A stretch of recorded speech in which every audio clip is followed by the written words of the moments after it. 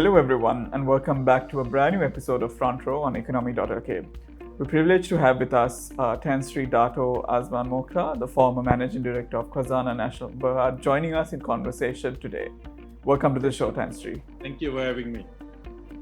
We've heard a lot about SOEs locally as well, the narrative around it, and just to understand a bit about why SOEs, state-owned enterprises, are important for an economy, and the role SOE and SOE reform can really drive in taking economic growth to a much higher place.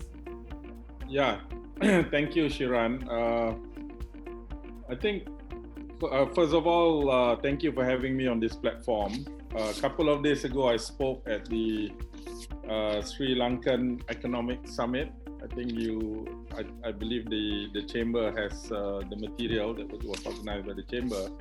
And indeed, SOEs and the public sector was identified as an important engine in helping to drive to meet your national vision of a people-centric economic revival, right?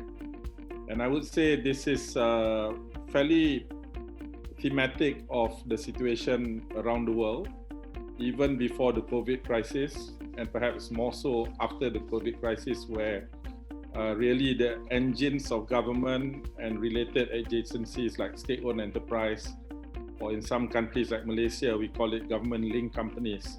It's a very important vehicle to help with this program to achieve, number one, part of the economic revival, but number two, to help to deliver socio-economic outcomes. And typically, as you know, SOEs tend to be at the cross-section between those two objectives, right? Economic development in the form of efficiency and productivity, job creation, essential public services in sectors like electricity, telecommunications, infrastructure, airline connectivity, and so on and so forth, right? But at the same time, there is also the question, how do you balance that vis-a-vis social policy or socio-economic policy, right? So pricing policy, for example, how do you charge for electricity? These are essential items, right? Do you have the possibility of distinguishing between the have and have-nots or different sectors? So when you put that together, the fact that SOEs tend to be at the cross-section of both developmental objectives, as well as social objectives, as well as commercial objectives, right? So in a way, it is a complex set. But at the same time, the scale of it is the other factor that, if I heard from the summit, something like 20% of jobs, I believe the number is about 1.8 million, and the impact on the fiscal balance of the republic, and so on and so forth. And certainly in Malaysia, these numbers are repeated. Typically, it's about 20% of the whole economy. It's about 33% of the listed stock exchange. Many of the companies have been listed. So hence, we can agree that the importance of SOEs in both a commercial sense and an efficiency sense, but also in a developmental and socio-economic development path of a country, especially so now post-COVID. Thank you, Sri. When you talk about SOEs, and given that you've also run Khazanah for more than 14 years, what were some of these key success factors behind the Khazanah story? Yeah, first of all, Khazanah is the designated what we call strategic investment fund. It's a form of sovereign wealth fund in Malaysia, and I was privileged to be heading it for more than 14 years, which is a fairly long time in what is essentially a public office.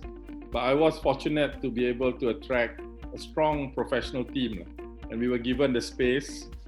And that's a very important one key success factor, is that the country has to be clear. There must be some kind of a national, if not consensus, but at least a kind of national compact that we agree broadly among all the stakeholders, and especially the political masters, that this is the path we want to take, because this is a long game. I think there's another key point, and that you must have that kind of a national support, because otherwise it's very difficult, no matter how many good people you bring together with all the strategies and plans. So So we agreed that the first key success factor was really that the objective has to be clear.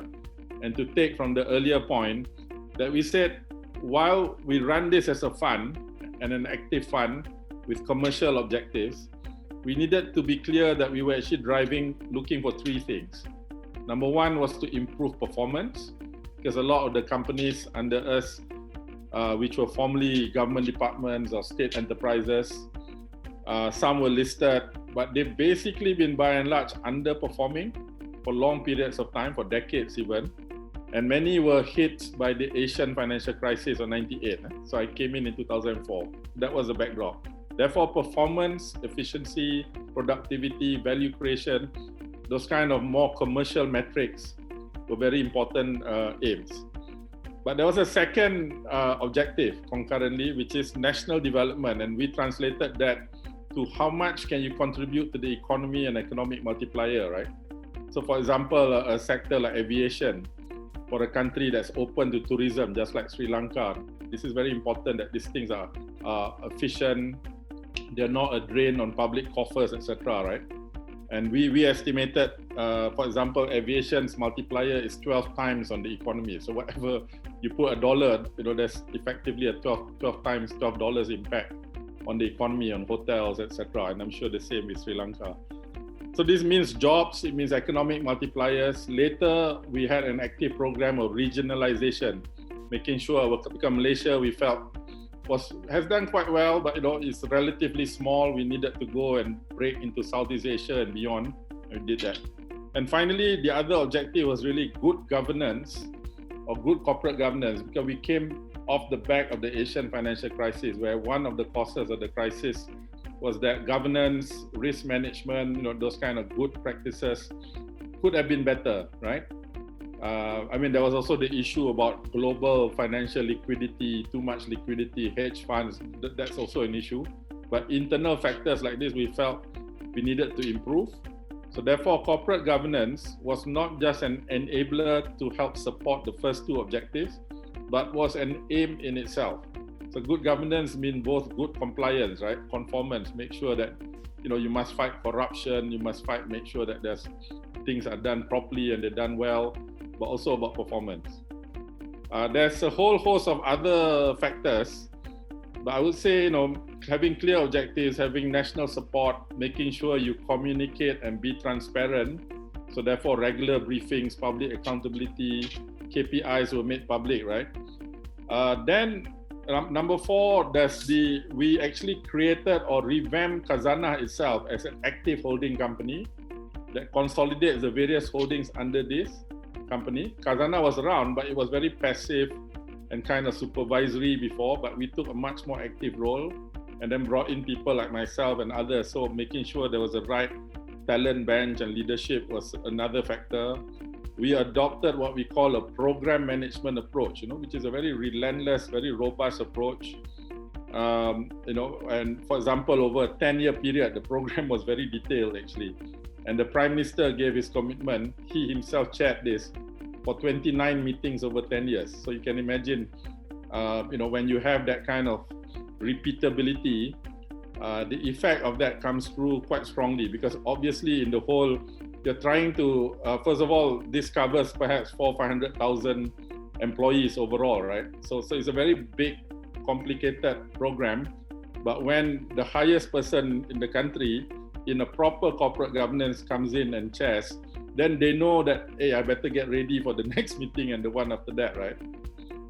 Finally, the other factors, which I've all these 10 factors I've given inside the summit presentation, we call it transformation acupuncture. So where we figured out where were the blockage points of the things that were inhibiting performance. We identified 10 areas from making sure, for example, compensation was performance-based, making sure that they had KPIs and that there was performance contracts. So if you don't perform, you don't execute well. As we say, if you don't execute well, you may get executed. Only joking, but metaphorically.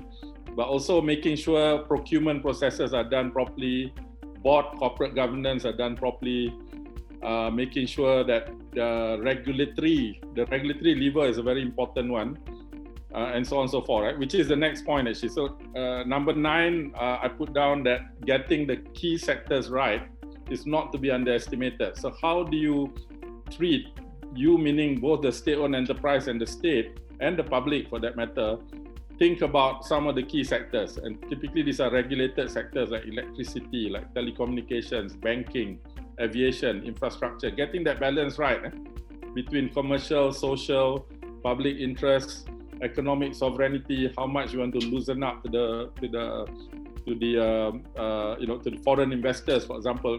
Getting that right, and that's, it's always quite dynamic. It's very key actually. It means, proper regulation. It means thinking about crowding in and not crowding out, and so on and so forth. The carrots and stick of KPIs, performance-based compensation, I think we spoke about. And then finally, I listed down the levers of ownership, financing, and controls. I see there are some debates about whether companies should be listed or not listed. Generally, the first point in our view was to try and think through which companies, the nature of those state-owned enterprises, what are principally commercial and what are principally social in their objective. And I believe in Sri Lanka, you've done some of this. Out of the 400 odd state enterprises, I think you identified 52, to my understanding, are deemed to be more commercial. So the moment it's deemed more commercial, it suggests, of course you need to do more work, that they are possibly listable. Now, whether you want to completely list it, i.e. sell down everything, or to sell down part of it and gradually. So in Malaysia, for example, we took a gradualist path. 25 years ago, some of these key companies, we sold 25% first. Today, so Khazanah, representing the government, used to own 100% of our electricity utility, for example, went to 75. Today, I think they own only about 30%. But other Malaysian institutions, for example, pension funds may own another 20, 25, 30%. In any case, even if it's below 50%, if the regulatory lever is strong, it's okay. I think foreigners, first, they own, neutralize very small slivers of the company. Second, you can't really take home the power plant, right? So the ability to basically balance all that. I'll stop there. It's a bit long, I'm sorry, but there's a lot of factors. Thanks, Tan Sri. I think you sort of answered a few of my answers to the next question. Some of the key ingredients that will really drive and deliver some positive reforms on the SOE side. But what are some of maybe the quick wins that you'd like to highlight to the viewers? Yeah, I think in my presentation to the summit, actually on page 15, if you can make this available to your listeners as well, I concluded the presentation on progressive SOEs on possible lessons from the Khazanah experience with a caveat actually. So the first caveat is that I believe each country must decide your own mix of and sequence, not just mix, but sequence, how to sequence, to use the instruments of state and the instrument of markets. So whether you want to list or you don't want to list, and what proportion, really is not for me to say, because I am mindful, having run, a national institution in Malaysia. I'm very empathetic to the view that, you can only do this in the context of your own national objectives and the mix of various objectives and balance and sequence that you need to do, because you need to balance fiscal efficiency, you need to balance the efficiency of those public services, you need to and obviously factor in what we call economic sovereignty.